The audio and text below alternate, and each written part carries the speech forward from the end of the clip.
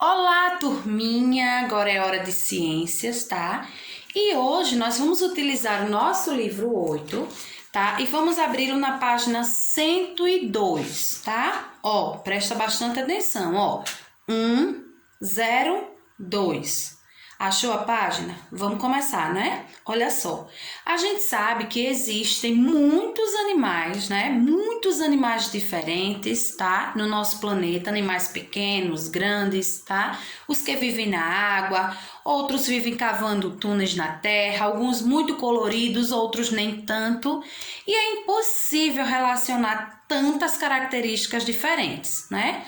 Mas existe uma classificação geral, tá? A gente pode classificar de uma forma geral desses animais, que a gente consegue agrupá-los de acordo com as semelhanças, tá? Então, para ficar mais fácil deles serem estudados, né? Deles serem classificados, se utilizam algumas características, tá?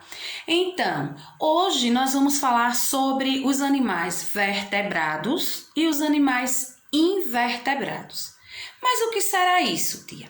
Então, prestem muita atenção antes da gente começar a leitura do livro. Ó, pensem, os vertebrados representam um grupo dos animais que possuem a coluna vertebral, tá? Formadas de ossos ou cartilagens que ajudam a sustentar o corpo. Prestem muita atenção, tá? Porque esses detalhes são muito importantes na hora de você diferenciar o vertebrado do invertebrado.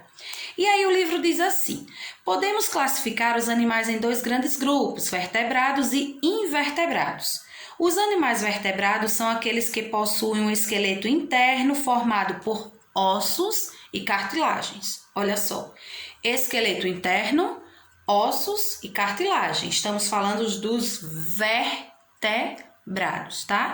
E aqui o livro traz alguns exemplos do grupo de animais vertebrados, tá? O livro traz aqui, ó, os anfíbios, os répteis, os peixes, tá? E aí, ó, prestem bem atenção, os anfíbios, eles são animais ricos em glândulas venenosas, tá? Já os peixes são animais essencialmente aquáticos e podem ter esqueleto ósseo ou cartilaginoso, tá? A cartilagem tem a mesma função dos ossos, tá? Mas ela tem mais flexibilidade. O tubarão, por exemplo, é um grande exemplo desse grupo, tá? Então, a gente já viu aí que os répteis, os anfíbios, né? Os peixes. Os répteis são os animais que rastejam. Alguns deles são bem perigosos, como os jacarés e as cobras, tá? A gente também tem, do outro lado do livro, a gente tá falando aí sobre os mamíferos. Gente, presta atenção. Os mamíferos, eles têm como característica principal o fato de possuírem glândulas mamárias, ou seja, e isso faz com que as fêmeas desse grupo produzam leite e amamentem seus filhotes. A baleia é um animal que faz parte, e apesar dela viver na água, ela é um mamífero. A baleia também amamenta, tá? E também nós trazemos aí, ó, as aves, tá? Falamos dos anfíbios, dos répteis, dos peixes, dos mamíferos e agora vamos falar das aves. Ó, prestem muita atenção. As aves, elas possuem o corpo coberto de pelos e um bico.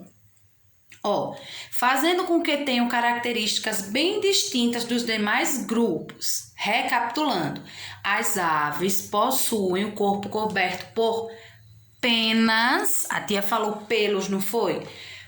Penas e um bico. Vejam só, elas conseguem voar, alcançam velocidades e distância impressionante. Tem aves que voam, ó, longos metros de altura, tá?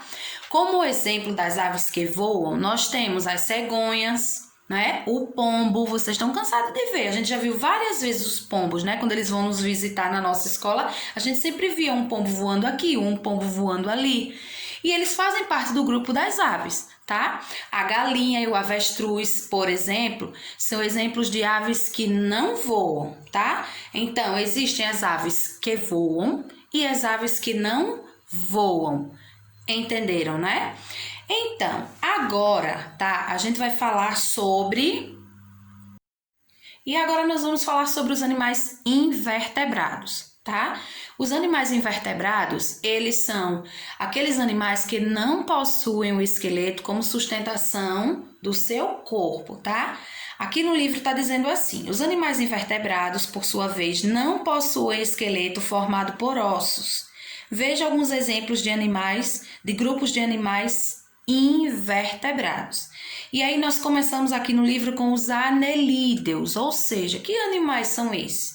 Os anelídeos são aqueles animais que geralmente têm o corpo mole, alongado, dividido em anéis. Eu não sei se vocês já prestaram atenção, mas, por exemplo, aquele gogo, que geralmente a gente acha lá no jardim, tá? Faz parte dos anelídeos, tá? Nós também podemos falar sobre os aracnídeos, que está aí representado pelo escorpião. Os aracnídeos, eles possuem 4 pares de patas, tá? Nesse grupo, encontramos as aranhas e escorpiões e insetos, tá? As baratas, por exemplo, né? E aí, nós vemos também, aí, ó, falamos dos aracnídeos, agora vamos para os insetos. Ó, os insetos, eles possuem 3 pares de patas e os representantes do grupo são as belas borboletas e as abelhas, tá? Também temos aí os crustáceos, olha só aqui, ó, crustáceos, falamos dos anelídeos, falamos aqui também dos insetos, agora estamos falando dos crustáceos. Eles possuem 5 pares de patas e tem como representante o caranguejo e a lagosta, tá? E por último, nós vamos falar do molusco. Quem aí já ouviu falar do Lula molusco? Então, os moluscos são invertebrados. Eles recebem esse nome porque têm o corpo completamente mole. Olha o nome, gente. Molusco, corpo mole. Faz sentido, não faz? Então, alguns deles possuem até uma concha em que podem se abrigar.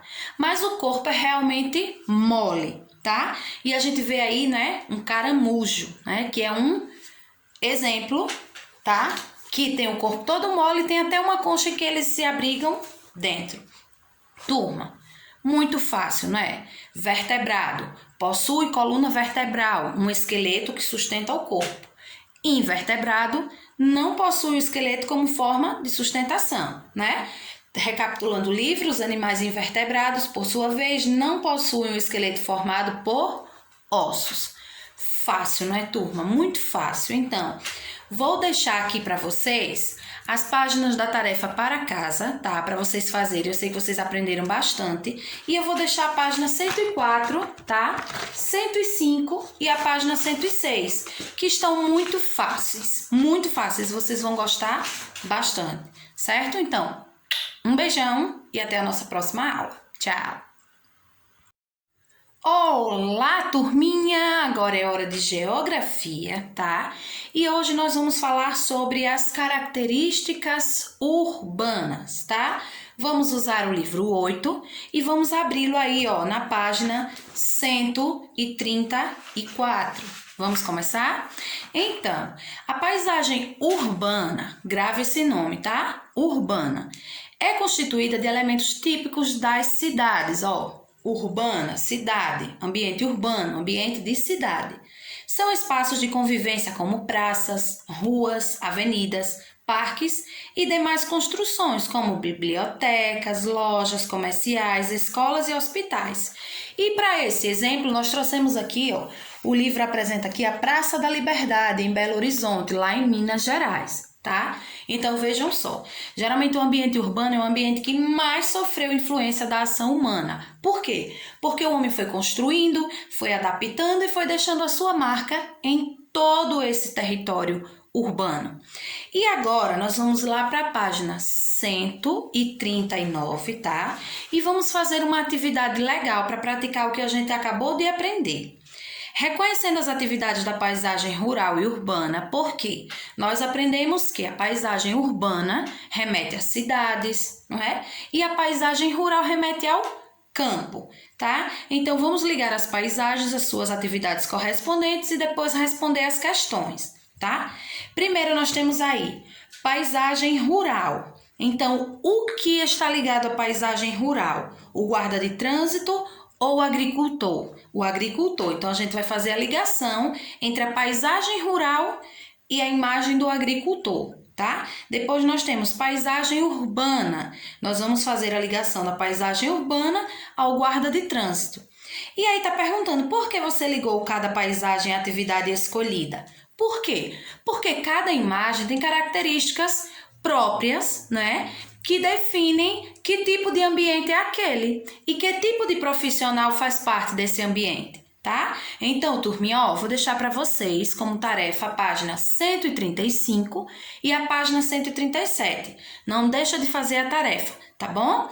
Um beijão e até a nossa próxima aula. Tchau!